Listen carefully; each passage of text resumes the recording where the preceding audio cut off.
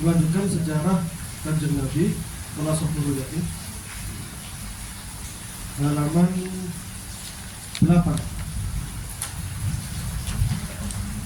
Halaman 8.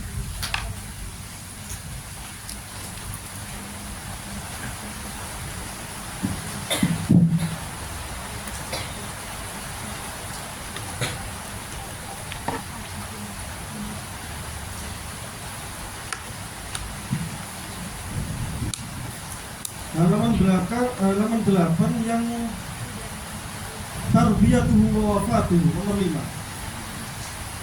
Setelah kita membahas tentang tentang bagaimana kanjeng Nabi ditinggal wafat. Singkat cerita, pertemuan kemarin membahas tentang orang tua Nabi yang wafat. Jadi Said Abdullah menikah dengan Sayyidah Aminah. Itu sangat serasi sekali, sangat ramai sekali. Orang hebat, lelaki hebat dengan wanita yang sangat hebat, lelaki yang sempurna nasabnya beserta perempuan yang sempurna nasabnya, ganteng sama cantik, terjaga sama terjaga, orang-orang hebat.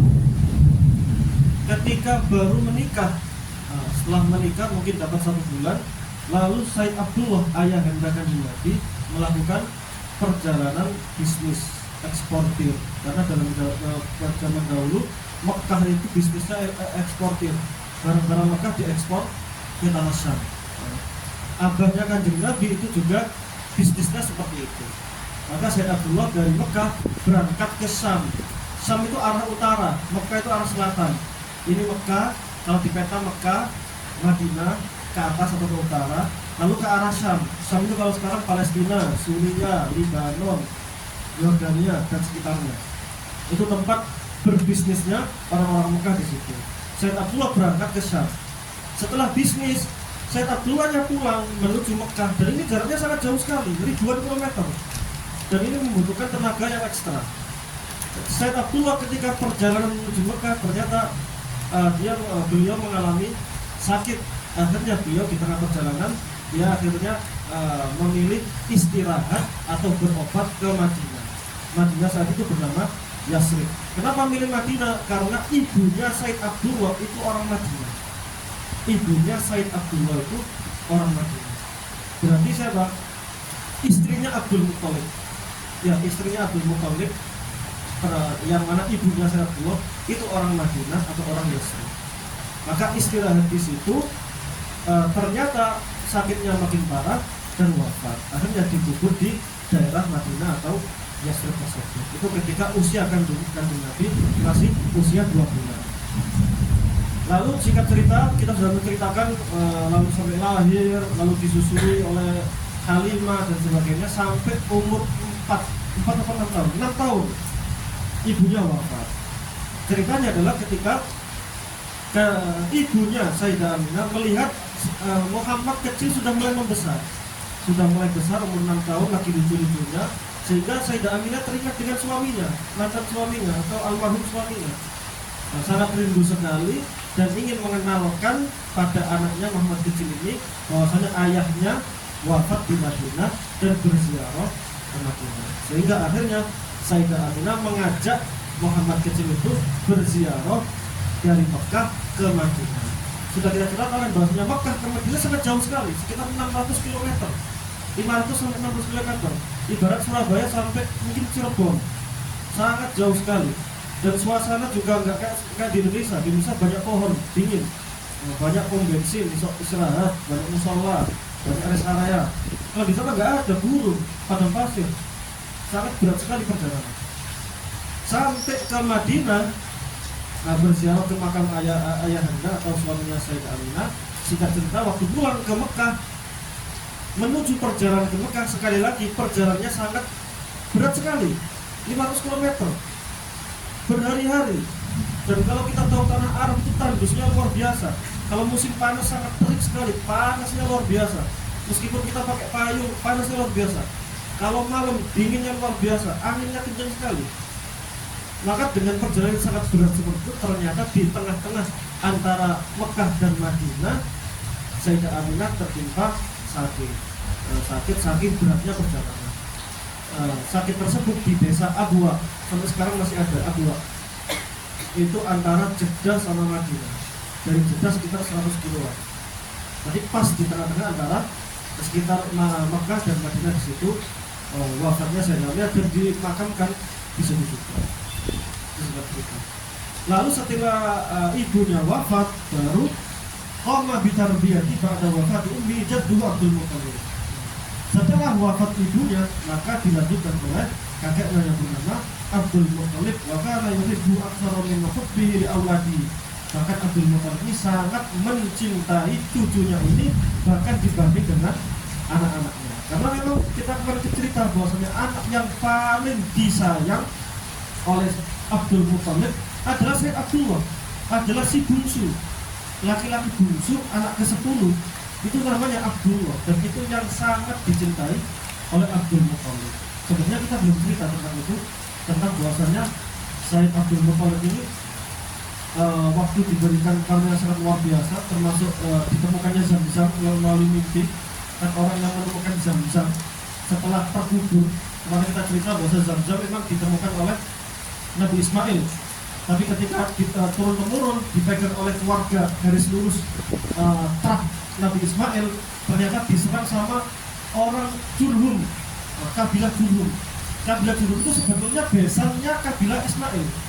Saya sebut kabilah Ismail, keturunan Nabi Ismail yang memegang Ka'bah dan memegang sumur Zam-Zam.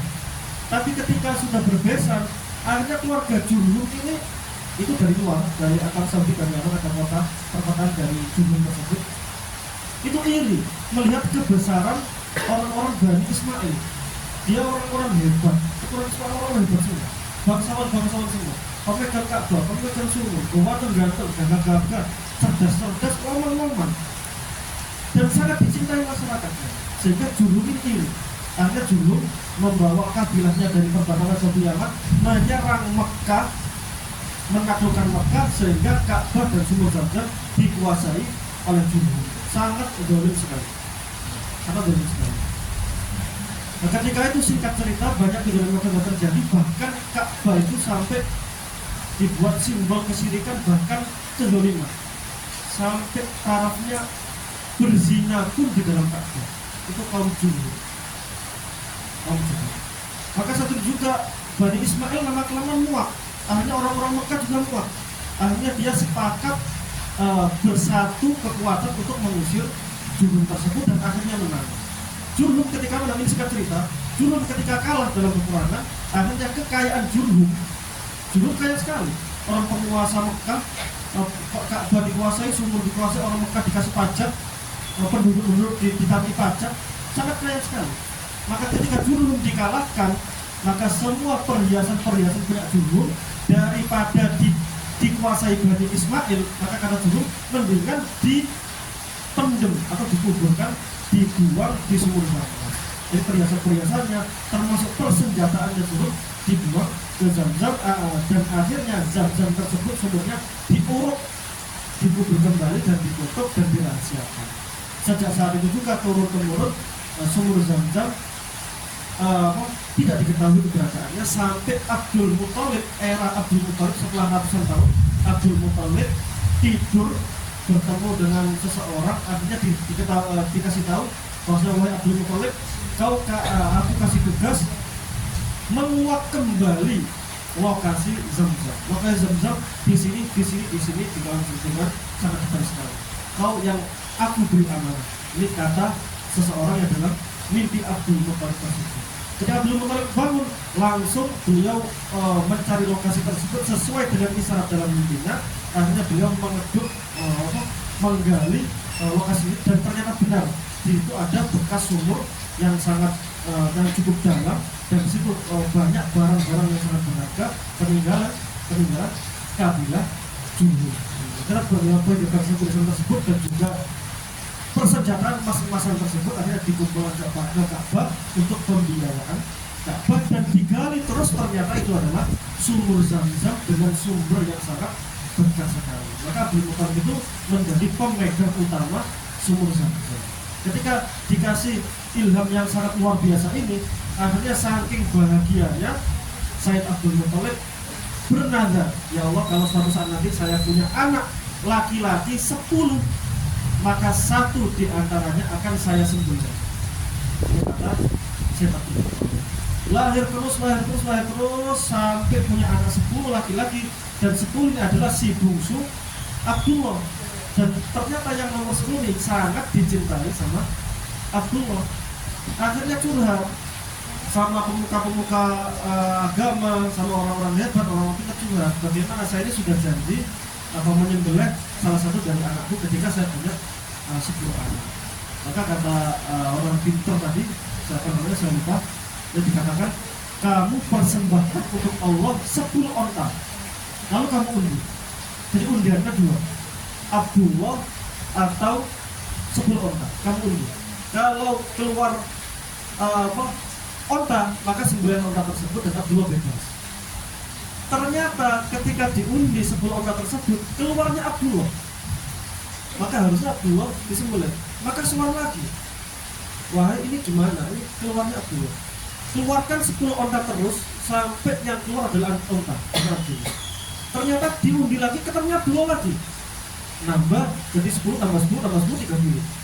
Ketemu Abdullah lagi jadi 40, ketemu Abdullah lagi 50, ketemu Abdullah lagi sampai 100 onta diundi, baru undiannya ontakannya ketemunya onta. Sehingga saat itu juga Syekh Abdul Muthalib sangat bahagia sekali, akhirnya menyembelih 100 unta, bukti sayangnya Abdul Muthalib kepada Abdullah. Itu bukti Abdullah sangat sayang sekali sama semua, bahkan saudara-saudaranya juga sangat sayang dengan Abdullah. Wakana yuhibbu aktsara min hubbi auladi. Bahkan Abdul Muthalib ini sangat mencintai Kanjeng Nabi Muhammad kecil lebih dari mencintai anaknya. Karena memang bapaknya Syekh Abdullah itu juga sangat dicintai oleh Abdul Muthalib, sehingga anaknya pun yang menyimpan banyak rahasia, yang menyimpan banyak keunikan, keistimewaan. Ketika lahirnya banyak keistimewaan, saksinya sangat banyak sekali. Ketika disusui kalimat, saksinya banyak sekali, keistimewaan sangat banyak sekali. Maka sangat dimuliakan oleh Syekh Abdul Muthalib. Bahkan Syekh Abdul Muthalib itu punya kursi khusus di Ka'bah. Karena Abdul Muthalib pimpinan kabinet yang pemegang Ka'bah, sangat dicintai oleh umatnya, keturunan bangsawan, sekali lagi orangnya gagah, wibawa, ganteng, cerdas, pinter, dermawan, bahkan dijuluki Abdul Fuqara, bapaknya orang-orang fakir, karena sangat mengayomi orang-orang fakir, sangat dicintai. Itu punya satu kursi yang khusus Abdul Muthalib di situ sebagai pimpinan. Anak-anaknya tidak diizinkan satupun yang bisa duduk di situ. Tapi saat itu Muhammad yang masih kecil, umur 7 atau 8 tahun, ternyata sering duduk di situ. Ketika di depan orang banyak, ketika acara orang banyak, ternyata Nabi Muhammad kecil itu duduk di kursi itu. Kami panik, langsung yang anak-anak Abdul Muthalib taman Monas itu berdiri, langsung pelan-pelan, angkat, diangkat, diinggirkan, jangan sampai duduk di kursi tersebut karena kursinya sangat sakral sekali.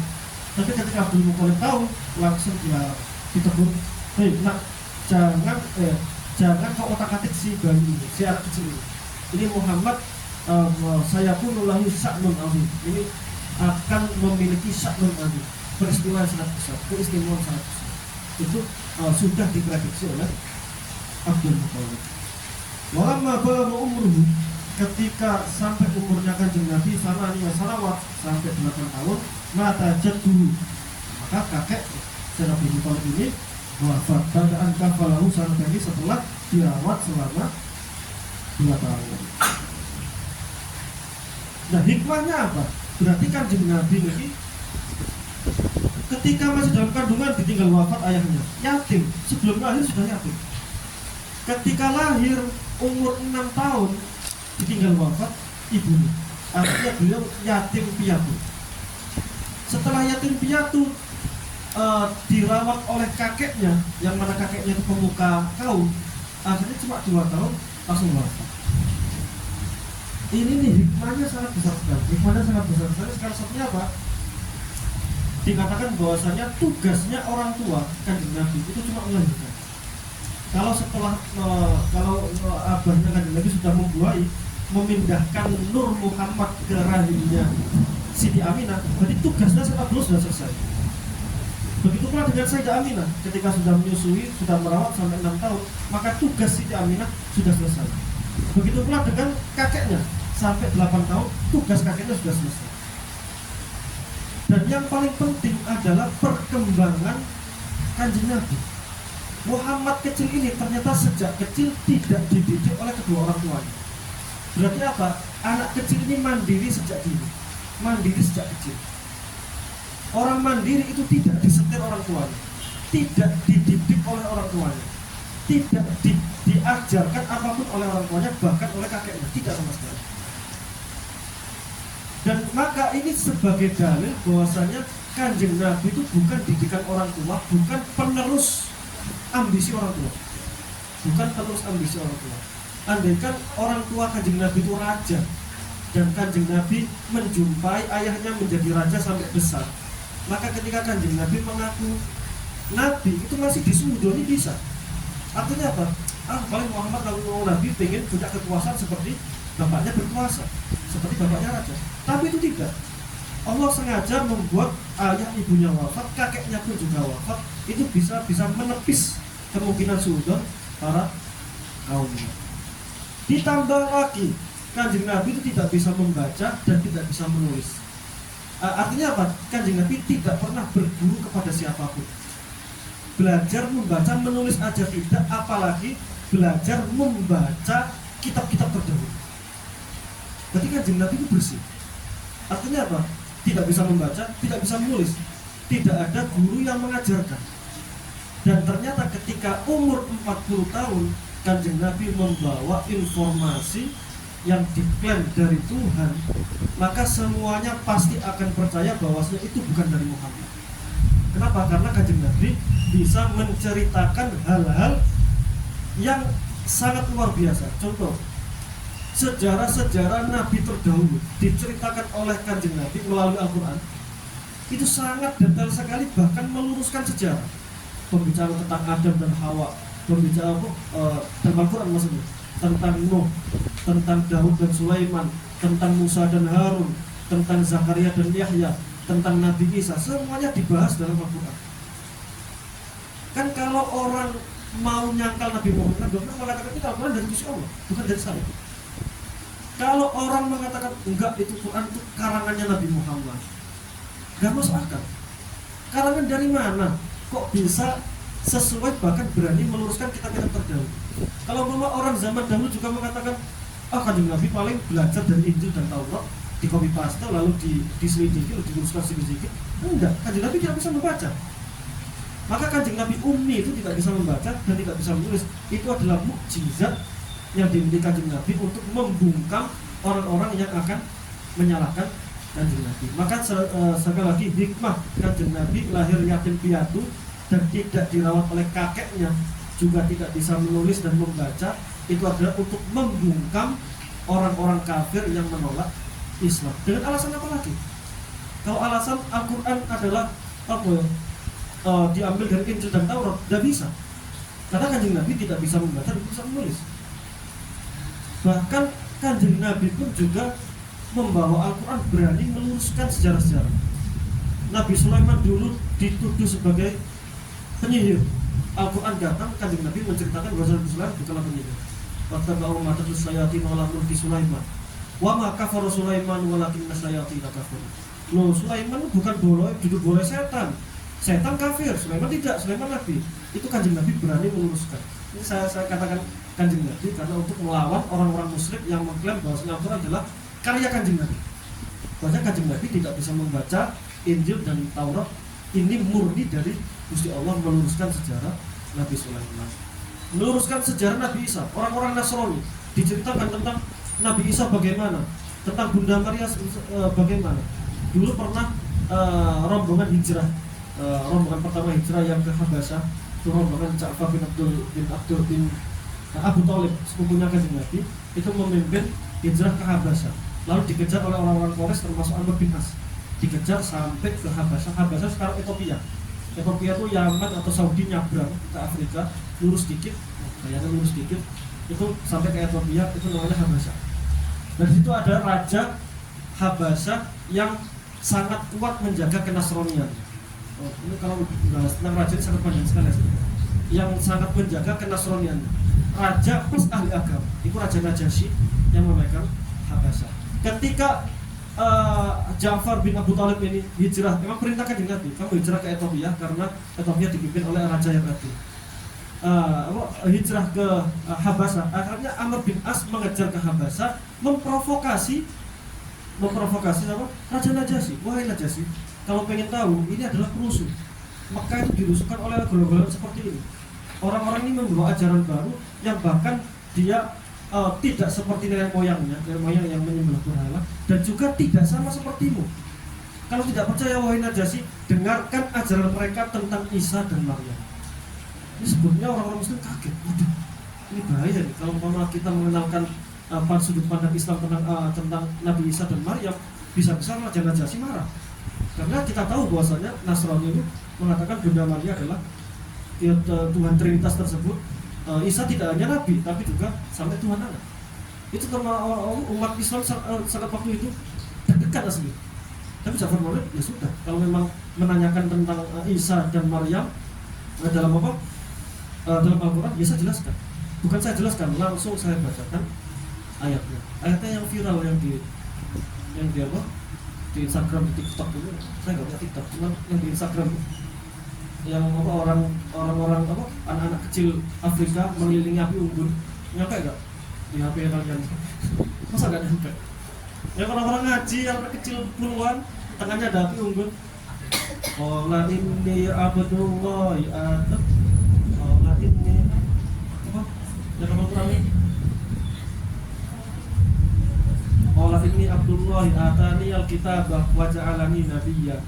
Itu kan berarti kata Nabi Isa, inni Abdullah, aku adalah hamba Allah. Qala inni abdullahi atani al-kitabah, aku diberikan kitab. Wa ja'alani nabiyya, dan dijadikan nabi. Wa ja'alani mubarakan aina ma kuntu wa usani bis sholati wa zakati ma kuntu hayya. Sampai lalu itu bahasanya sangat indah sekali Al-Quran, sehingga Raja Najasyi yang ekspektasinya Amr bin As akan marah, ternyata malah justru menangis. Maka terharu menangis mendengar indahnya Al-Quran dilantunkan, padahal Al-Quran itu meluruskan sejarah yang dibawa oleh Nasrani. Sampai Raja Najasyi menangis dan menyatakan bahwa ini adalah sejarah yang benar, ini adalah agama yang benar, dan Nabi tersebut adalah Nabi yang dijanjikan, sehingga Raja Najasyi masuk Islam.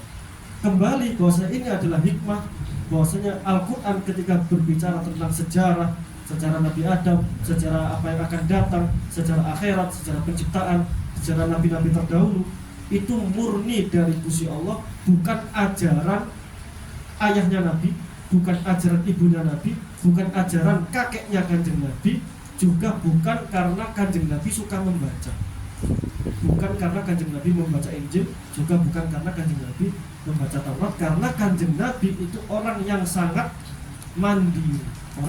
mandiri, tidak berguru sama orang lain, bahkan tidak bisa membaca dan menulis. Itu salah satu hikmah kenapa Allah mentakdirkan Kanjeng Nabi dilahirkan yatim piatu. Dan itu juga termasuk memotivasi untuk anak-anak kecil yang yatim, bahwa anak yatim itu mesti jiwanya lebih mandiri daripada orang yang tidak yatim.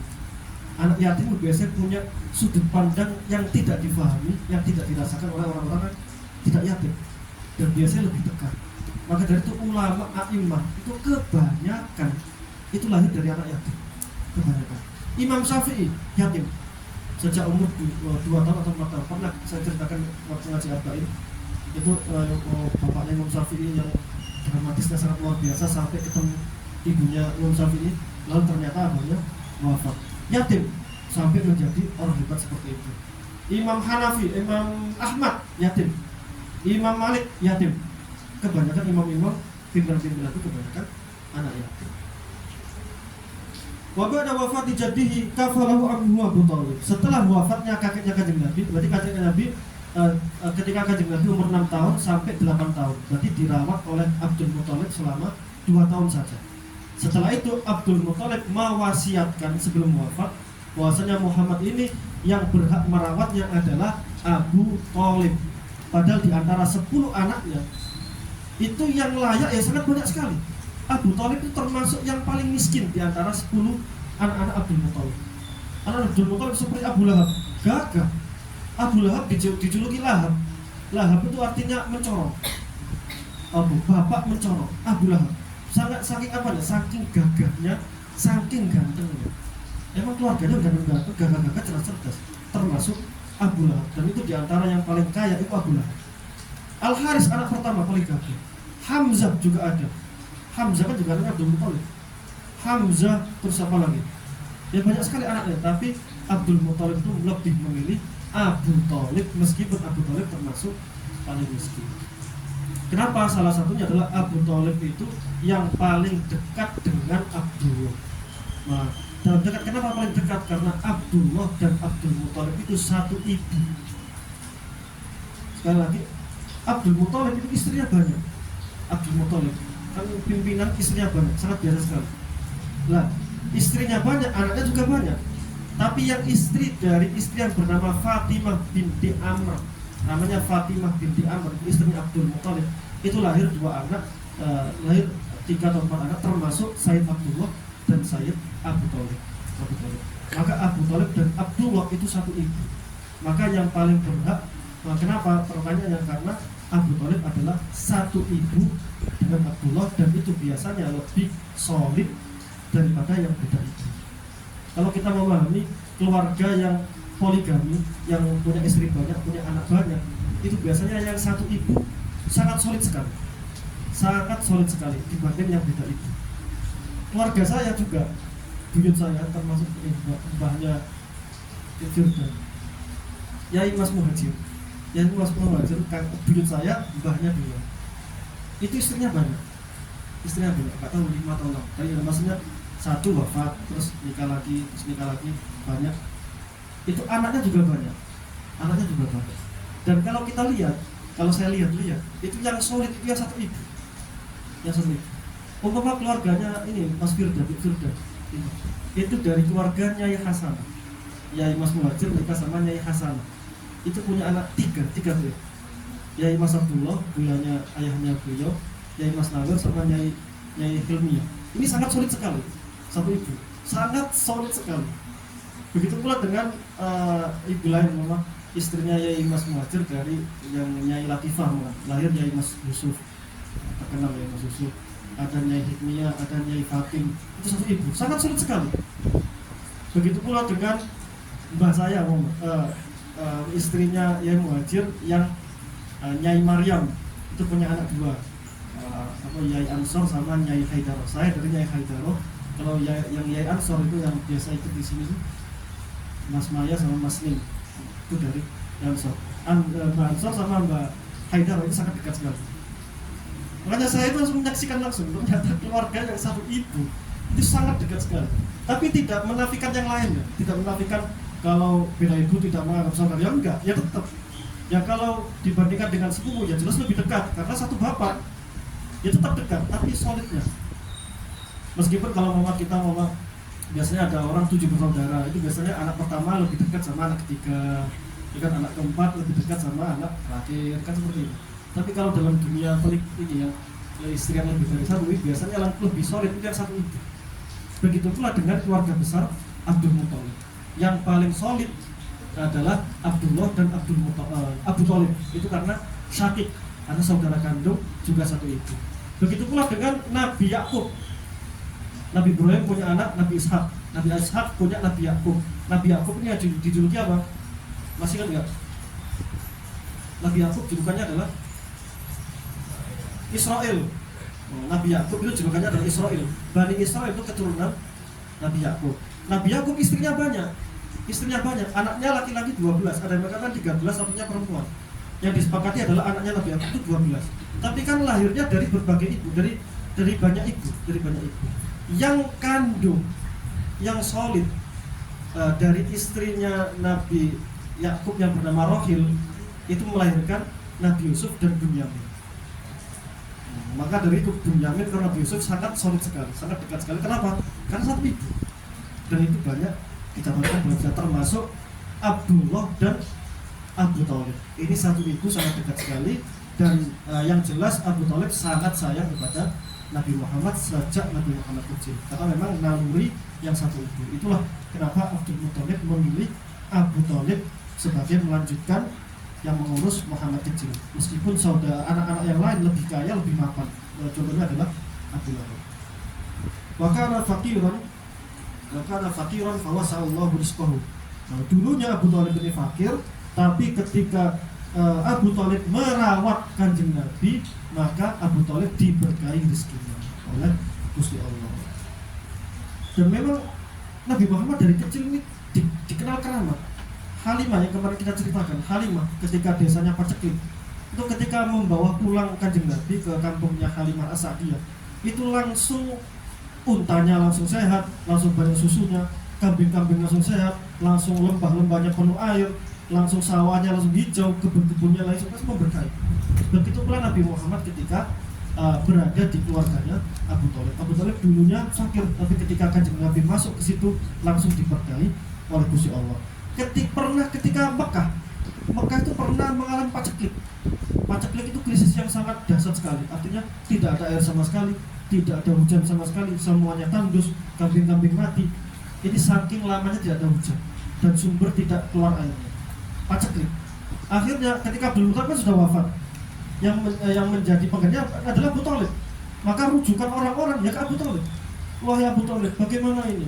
Mekah ini sedang paceklik, krisisnya sangat luar biasa sekali. Bagaimana menurutmu? Maka Abu Thalib masuk ke rumah, mengambil Kanjeng Nabi yang masih kecil, diajak ke Ka'bah, langsung digendong sama Abu Thalib, ditempelkan ke Ka'bah. Ya Allah, turunkan hujan. Langsung saat itu hujan, mendung datang langsung hujan. Maka saat itu disaksikan oleh orang banyak. Abu Thalib mengatakan syair yang cukup panjang, wa abiyadun yustasqal ghamamu biwajhihi simalu yatama ismatun lil aram.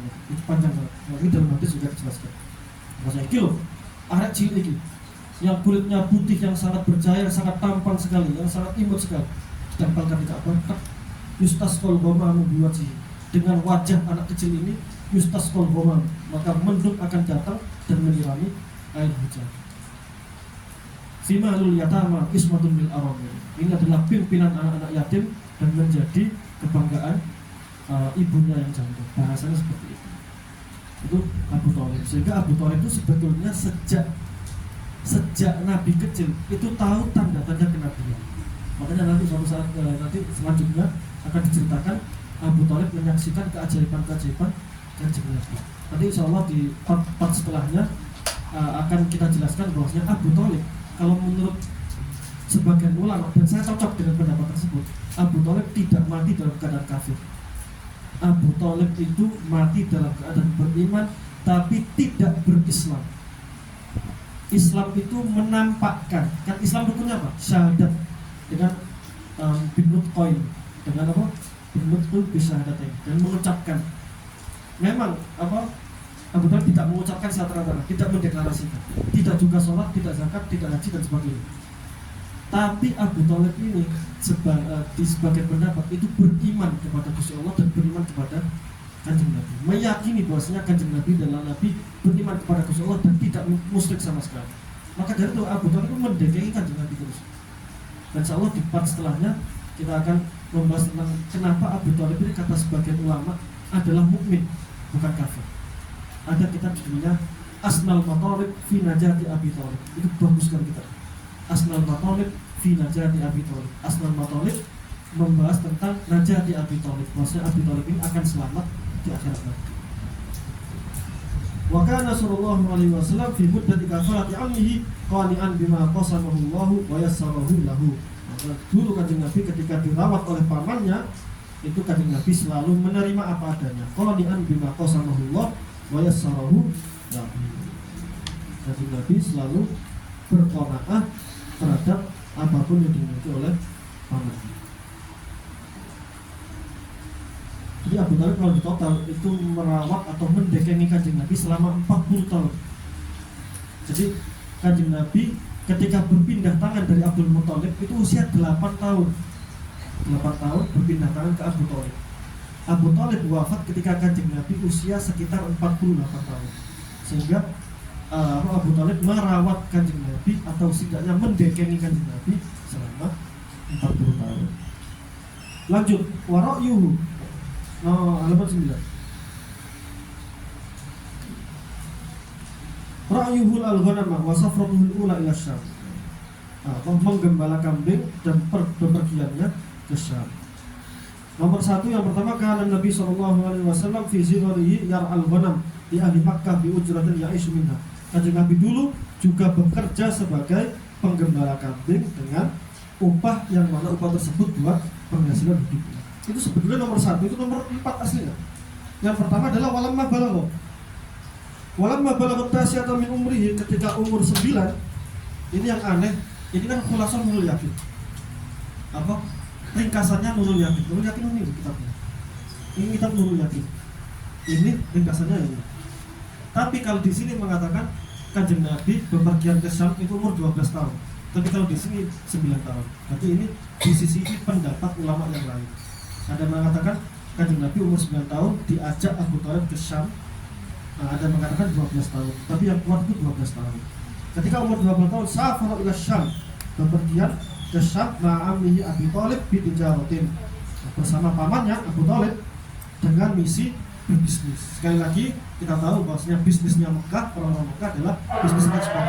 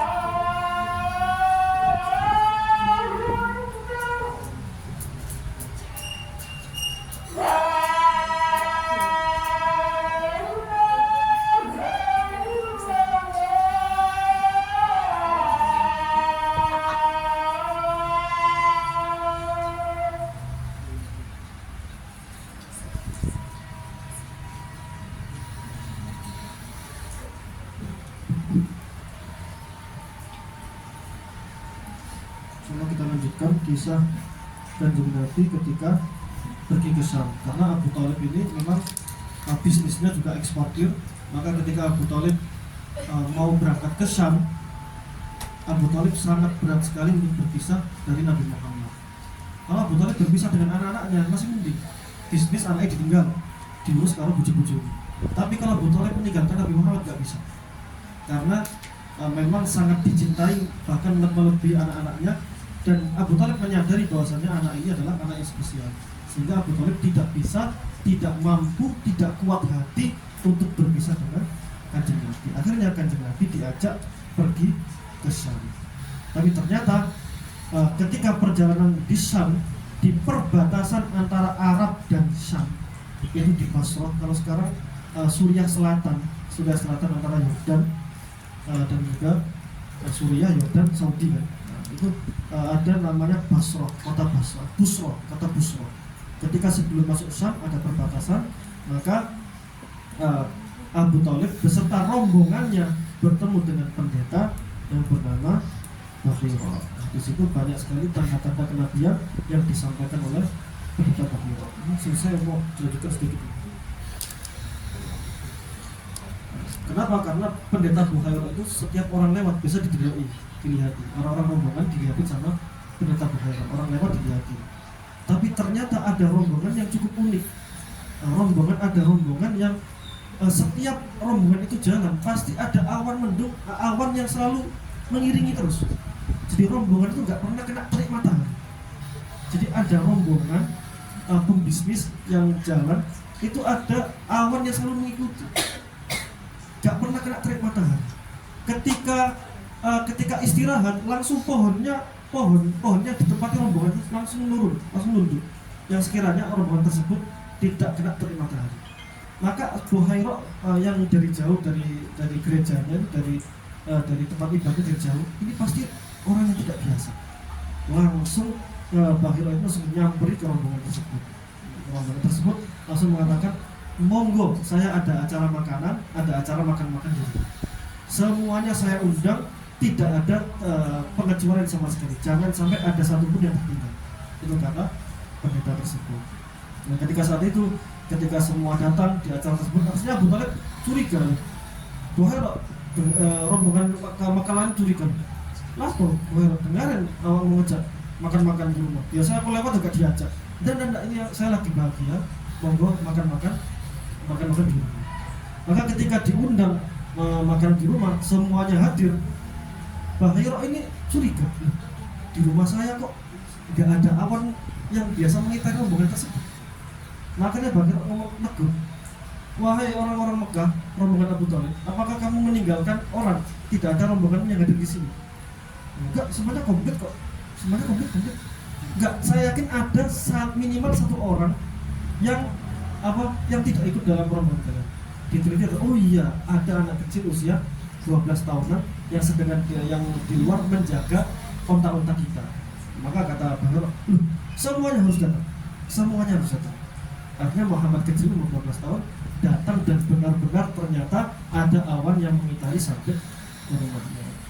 Maka melihat Muhammad kecil itu yang sangat luar biasa, akhirnya Bakhira berkata kepada Abu Thalib, mengatakan, mana bapaknya? Abu Thalib mengacung, saya bapaknya. Tapi kata Bakhira, anak ini nggak mungkin punya bapak. Abu Thalib pun tersenyum. Iya, saya mau bukan bapaknya. Kamu kok tahu? Kamu siapa ya? Saya pamannya. Saya yang merawat dari kecil sampai saat ini. Maka satu juga kata Bakhira, ini nggak mungkin punya bapak dan ibu. Ini pasti yakin. Iya, ini pasti seperti ini. Kalau kata iya semua. Kalau lalu Bakhira mengatakan, ya Abu Thalib, saya minta izin, tolong bukakan baju anak kecil ini, anak 12 tahun ini. Tolong bukakan baju, saya ingin melihat punggungnya, kata Bakhira. Maka ketika Bakhira membuka punggungnya Muhammad kecil, ternyata Bakhira langsung kaget, dan di situ ternyata ada tanda seperti tanda apel sebesar seperti ini, seperti dirham di sini, seperti ada warna yang berbeda. Dan itu adalah khotamul Nabi, tanda cap Nabi terakhir yang dijanjikan oleh Gusti Allah, yang jelas dijelaskan oleh kitab Injil. Maka Sayyidina langsung ditutup, langsung oleh gemeteran, agak terharu, agak nangis, langsung mengatakan, ya Abu Thalib, bawa pulang langsung anak kecil ini, jangan sampai masuk Islam, jangan sampai anak kecil masuk Islam. Ini anak ini adalah nabi atau manusia yang telah dijanjikan dalam kitab Taurat, dalam kitab Injil. Jangan sampai orang Syam tahu, karena orang Syam itu kebanyakan Yahudi. Kalau Yahudi tahu bahwasanya anak inilah yang nabi terakhir yang dijanjikan oleh Gusti Allah, maka Yahudi ini akan membunuh anak ini. Kenapa? Ini kita sholat jamaah sendiri nanti. Kenapa? Karena Yahudi itu juga tahu bahwasanya zaman-zaman itu akan lahir nabi yang dijanjikan oleh Gusti Allah. Orang Nasrani juga tahu bahwasanya zaman-zaman itu juga akan lahir nabi yang telah dijanjikan oleh Gusti Allah dalam kitab Injil, dalam kitab Tauratnya. Dan nabi terakhir ini itu yang dibangga-banggakan di seluruh kitab-kitab yang pernah diturunkan oleh Gusti Allah, dan ciri-cirinya sangat detail sekali. Sangat detail sekali. Bukhairah tahu, Waraqah bin Naufal yang Nasrani itu juga tahu, sangat detail sekali bahwasanya setiap jalan dinaungi apa? Awan, setiap dia duduk di bawah pohon pasti pohon-pohonnya merunduk, sekiranya tidak ada terik. Ketika lewat pasti batu-batu di samping akan bergerak, seakan-akan menyimbolkan batu tersebut menunduk takzim kepada anak tersebut. Sangat jelas sekali dalam kitab Injil. Begitu pula dengan kitab Taurat. Kitab Taurat sangat jelas sekali bahwasanya matanya manusia akan dijanjikan seperti ini, tingginya seperti ini, dari keluarga seperti ini, bangsanya seperti ini, lalu lingkungannya seperti ini, kaumnya seperti ini. Sangat jelas sekali situasi kondisi zamannya seperti ini, sehingga orang Nasrani dan Yahudi meyakini bahwasanya di zaman itulah nabi yang dijanjikan akan dilahirkan oleh Gusti Allah, manusia sempurna yang Nabi Allah tidak pernah menciptakan manusia sempurna kecuali manusia tersebut, manusia terakhir yang menjadi juru selamat alam semesta yang Allah tidak pernah menciptakan manusia tersebut. Karena nabi-nabi terdahulu terikat dengan kaumnya. Nabi Isa, Nabi Musa diutus untuk Bani Israel, Nabi Hud untuk bangsa Arab, Nabi Nuh untuk kaum Ad-Namr, Syu'aib untuk Madian. Walaupun afawum Syu'aib per suku-suku, per wilayah-wilayah, tapi Kanjeng Nabi untuk seluruh bangsa. Itu yang ditunggu-tunggu oleh bangsa Yahudi dan bangsa Nasrani. Kenapa orang Yahudi itu ingin membunuh Nabi Muhammad meskipun kecil, yang ditakutkan oleh Bukhairah itu? Karena kenapa? Karena Yahudi itu selalu keluar-keluar bahwasanya ini lanjut itu apa ya? Sekalian los ya. Karena Yahudi itu sangat ingin sekali nabi yang dijanjikan itu lahir dari bangsa Yahudi, dari bangsa Bani Israel. Kita kemarin sempat menyinggung bahwasanya Nabi Ibrahim itu punya dua anak, Nabi Ismail dan Nabi Ishak. Nabi Ismail ditaruh di Mekah menurunkan bangsa Arab, Nabi Ishak ditaruh di Syam menurunkan Bani Israel. Bani Israel emang Nabi Ibrahim kan berdoanya sangat luar biasa untuk keturunan, sehingga Bani Ishak ini menurunkan Yakub dari garis Yakub ini menurunkan banyak sekali nabi, bahkan totalnya sampai 70.000 nabi yang lahir dari Bani Israel, dan itu merupakan kebanggaan Bani Israel tersendiri. Kebanggaan Turyo itu masuk kelemahan juga. Karena apa? Bani Israel dengan sifat dasarnya yang sangat keras sekali, sangat ingkar sekali, sangat durhaka sekali, sangat biadab sekali, sangat khianat sekali, sehingga dikirimkan 70.000 nabi pun tidak cukup. Sedikit sekali yang beriman. Bahkan banyak sekali di antara para nabi yang dibunuh oleh bangsa Yahudi. Yahya, Zakaria dibunuh oleh nabi, dibunuh oleh bangsa Yahudi. Nabi Isa itu juga dibunuh oleh bangsa Yahudi kerjasama dengan kerajaan Romawi. Bedanya orang Islam meyakini bahwasanya tidak dibunuh, tidak sampai dibunuh, tapi diangkat oleh Gusti Allah. Tapi orang-orang Nasrani meyakini bahwasanya Nabi Isa terbunuh, dibunuh oleh bangsa Yahudi dan juga bekerja sama dengan kerajaan Romawi. Dan ketika Bani Israel itu meyakini bahwa Nabi yang telah dijanjikan dalam kitab Taurat itu harusnya lahir dari bangsa Yahudi, tapi ternyata pendeta Bukhairah itu melihat anak kecil ini ternyata lahir dari bangsa Arab. Maka Bukhairah ini sangat deg-degan sekali, langsung gemeteran. Abu Thalib, kau harus membawa ini pulang ke Mekah, jangan sampai masuk ke Syam. Kalau orang-orang yang ahli Taurat atau ahli Injil tahu anak kecil ini, Bukhairah ngerti kok pas lewat. Kok aneh rombongan ini? Kok aneh dengan berbagai istimewa? Ini pasti ada sesuatu yang istimewa.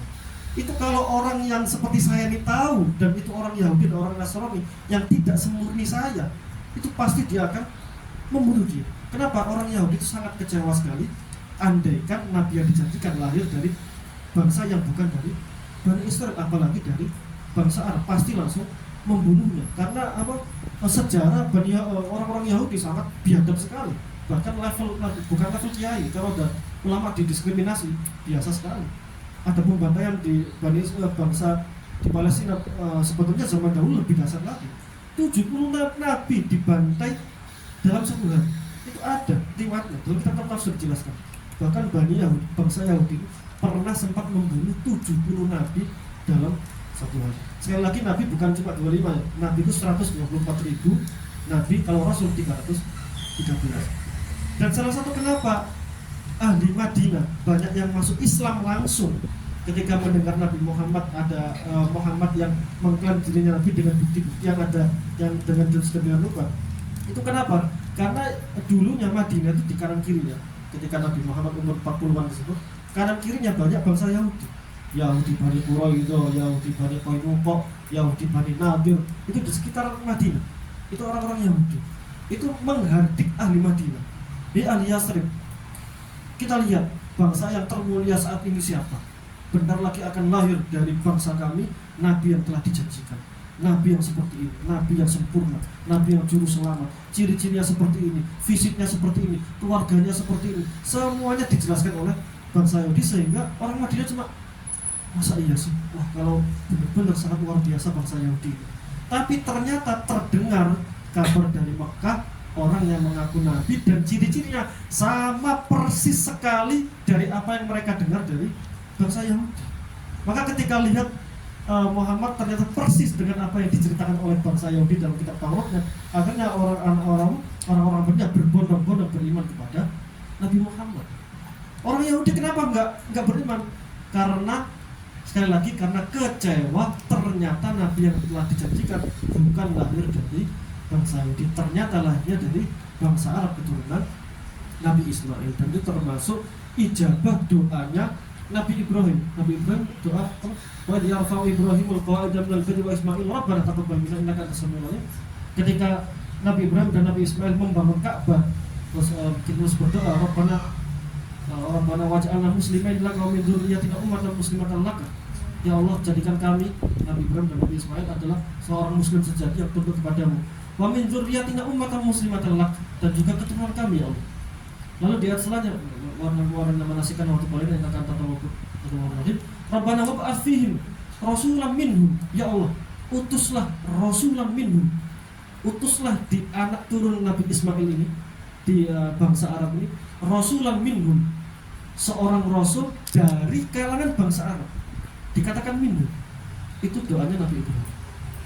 Ya Allah, jadikan manusia yang telah kau janjikan rasulan minhum, dari jalur bangsa Arab. Yatlu alaihim ayatika wa yu'allimul kitaba wal hikmah wa yuzakkihim. Bersama. Innaka samiul. Itu termasuk doanya Nabi Ibrahim, dan itu adalah hadiah dari Nabi Ibrahim dan juga Nabi Ismail. Nabi Ismail ujiannya sangat luar biasa sekali ketika disembelih dan sebagainya. Nabi Ibrahim juga sama sekali. Wa idza Ibrahim rabbuhu bi kalimatin fa'atammahu. Ketika Nabi Ibrahim banyak sekali diberi ujian, tapi lolos. Itu akhirnya qala inni ja'iluka lin-nasi imama. Kata Gusti Allah, kau aku beri hadiah menjadi pimpinan atau abul anbiya, dan kau menjadi memiliki jiwa kepemimpinan dalam agama. Qala min dzurriyyati. Ya Allah, apakah keturunanku juga? Qala la yanalu ahadz dzalimin. Kata Gusti Allah, keturunanmu iya, tapi kecuali orang-orang zalim. Maka ijabahnya keturunan doa Nabi Ibrahim adalah keturunan Nabi Ibrahim semuanya orang-orang hebat, kebanyakan orang-orang hebat. Dari bangsa Israel orang-orang hebat, puluhan ribu nabi. Dari bangsa Arab juga demikian. Bani Ismail yang turun-temurun ini bangsawan semua. Bangsawan orang-orang hebat yang mewariskan Nur Muhammad ini semuanya orang-orang hebat, seperti yang kita ceritakan sebelumnya. Dari Bani Ismail sampai ke Kinana, Kinana turun-temurun sampai Quraisy, Quraisy turun-temurun sampai Bani Hashim, sampai Abdul Muthalib, Abdullah sampai Abdullah sampai Nabi Muhammad, ini semuanya lewat dari jalur orang-orang hebat, orang-orang suci dan orang-orang pemimpin pada zaman itu sampai ke kanjeng Nabi. Mungkin yang ketara dengan walam wadala batasi akan dipenuhi sampai Syam wa Abi Thalib di Tijarah. Walam maqaruba min Busra, ketika dekat dengan kota Busra, ra'ahur rahib Bahira, maka melihat rahib melihat atau Bahira melihat kanjeng Nabi. Fa akhbara annahu bi annahu sayakunu akhirul anbiya. Maka Bahira ini mengatakan kepada Abu Thalib bahwasanya Muhammad kecil ini adalah sayakunu akhirul anbiya, adalah nabi terakhir yang telah dijanjikan. Wa talaba minhu ayyarji'a, maka Bahira ini meminta Abu Thalib untuk membawa kembali ke kota Mekah bihi khaufan alaihi min aduwin yataraqqabu bihi. Kenapa? Karena takut mengkhawatirkan Muhammad kecil ini dari min aduwin yataraqqabu, dari musuh-musuhnya yang selalu mengintai. Karena orang Nasrani dan orang Yahudi tahu bahwasanya masa-masa zaman tersebut adalah zaman yang sangat sesuai sekali dengan Injil dan Taurat, bahwasanya zaman tersebut akan lahir, akan ada nabi yang telah dijanjikan maupun manusia yang telah dijanjikan. Waqad istadalla ala nubuwwatihi bi alamatihi allati fi kutubi ahli kitab, bahwasanya Bahira ini menjelaskan kenabian Muhammad kecil ini dengan apa yang telah dia baca dalam kitab Injil. Baru kembali ke nomor 1. Karena Rasulullah SAW fi sibarihi yar'al ghanam di ahli Makkah bi ujratin ya'ishu minha. Ketika ternyata Abu Thalib tidak jadi berbisnis eksportir, pulang ke Mekah, akhirnya Nabi Muhammad yang masih umur 12 tahun ini pemikirannya sangat dewasa dan sangat mandiri. Beliau tidak tega dengan Abu Thalib dan beliau jiwanya mandiri. Akhirnya di umur 12 tahun itu akhirnya Muhammad kecil ini mencari orang-orang kaya yang punya banyak kambing. Akhirnya menawarkan dirinya, wahai tuan, bagaimana kalau kambing jenengan kula gembala. Dengan uang tersebut akhirnya Nabi Muhammad menjadi mandiri. Insyaallah hikmahnya kita jelaskan di pertemuan yang akan datang. Bismillah. Kita tutup ngaji kali ini dengan kafaratul majlis. Subhanakallahumma wa bihamdika asyhadu an la ilaha illa anta astaghfiruka. Wassalamualaikum warahmatullahi wabarakatuh.